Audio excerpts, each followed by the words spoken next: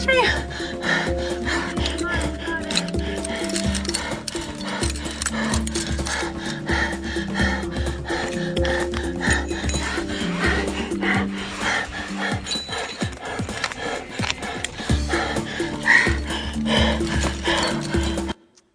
How are you guys feeling right now?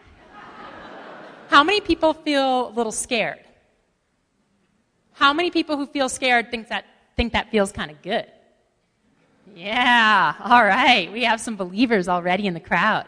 So right here, right now, in this room, we're going to declare an end to a conventional understanding of safety. It's underrated, it's illusory, and it's not getting us anywhere. So during our time together tonight, we're going to talk about leadership in a different way. And to get there, we're going to forego safety. We're going to think differently about choice. And we're going to dig into difficult conversations. You guys ready? All right, let's do it.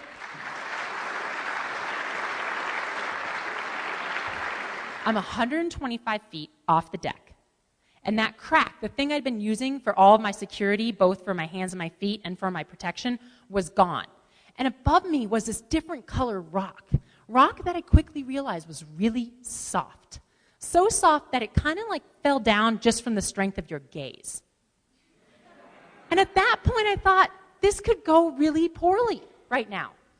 And then I hear this weird noise, kind of like if you're chewing on gravel.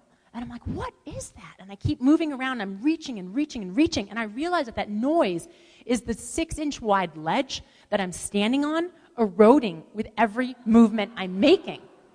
And so I freeze, and I think, oh God, it's only getting worse. I'm going to have to move. So I think to myself, I'm going to be as light as a daddy long-legged spider. I'm going to be as elegant as a hummingbird, and I'm going to keep going. And I did. And I reached another crack, and finally another ledge and a position of security. I was so amazingly happy. I probably had the biggest smile on my face I've ever had in my life because not only had I made it through this position, but I realized we could climb this thing.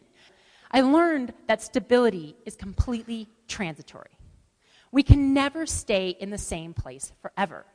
It doesn't matter if you're on that ledge in Ethiopia or if you're at some other place in your life. It's what we humans do. We make things as safe as we can, and then we move on. It's the beauty of being human. The trick is to learn how to be in both of those places, to be in the unsafe, and to know that the safe is around the corner. To be in the safe and know that it's not guaranteed, and that the unsafe is coming. And then being able to play between those two environments. On rock and on ice, that's what we do. We learn to judge the gaps. We learn to do instant risk assessments to figure out just how large of a gap we can manage. Does it have to be small? Can it be big? Can it be massive? We live in a time that's more precarious than times past. It's what we hear on the news. It's what we hear out in the world. More precarious, less safe, too many options.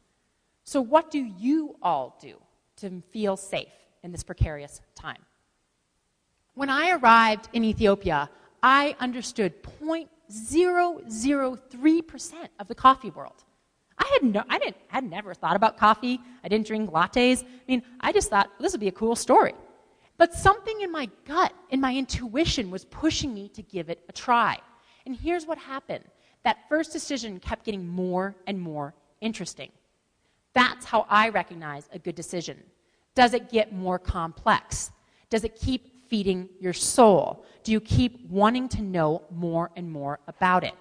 There's all this talk about intuition right now. And it's like, let's make snap judgments. Let's move fast. Let's be quick.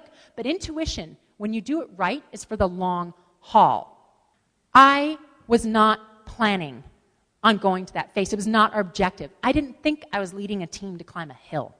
I thought I was leading a team to climb a 3,000-foot crazy vertical rock face.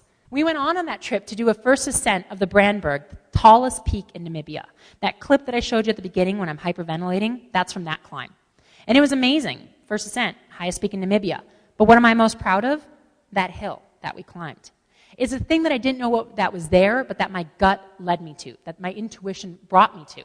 For some reason, when we go on an expedition like to the Namibian desert, we expect unexpected things to happen. So we're almost prepared for it. Why is that? My goal is always to bring some of that back, to be open to those opportunities. That's going into the middle. It's going into the middle and playing with it. And if you keep learning, it means that we're doing something right. I don't just think this makes things more interesting. I think this makes us better global citizens. I think it's how we open ourselves up to new experiences. I think it's how we open ourselves up to new people. It's how we stretch as humans. It's how we stretch as a global society. To do this, however, to do any of it, we're going to have to take and tackle difficult conversations. Because we can't go in the middle. We can't be unsafe. We can't follow our intuition unless we're willing to get a little gritty with it. I lead trips all the time to places where there are more fatal snake bites than there are cures. Places where the adage goes that if you get bit, you take your affected elbow, nose, toe, and you put it in a bucket of milk. And you hold it there for 5 minutes, and you want to see if the venom stops. If that doesn't work, drink the milk. Fill the bucket with petrol. Soak that part of you that got bit in the petrol. Wait for 5 minutes. Still not working? Put the petrol in the truck and drive as fast as you can on that one bucket of gas and hope to God you make it the 5 days it takes you to get to the hospital. You can't make things safe when that's the environment that you're leading trips in. So you have to be honest. It's the only thing that we can do. But it's also where things get really fun. We don't need, as leaders, to provide answers. We need to create safe spaces for complexity. Lean in to that complexity. It's our global responsibility.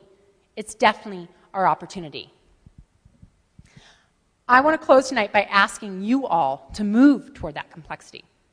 So how are you going to do it? You're going to forego safety, number one. You're going to follow intuition all the way through, no matter where it takes us, and have difficult conversations. The first thing, the safe thing, is always the hardest. But I will tell you that I am a total control freak. I plan, I pack, I research, I do everything I can. But I also know that I can't plan for everything, and that's where I love to be in the space when things are going to be unknown. Because that's where it gets exhilarating. That's how we dig into the richness of our life.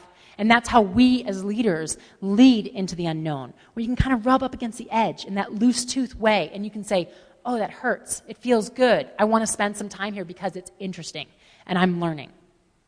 We live in a complex world. We're complex people. Let's embrace all of that. Thanks so much.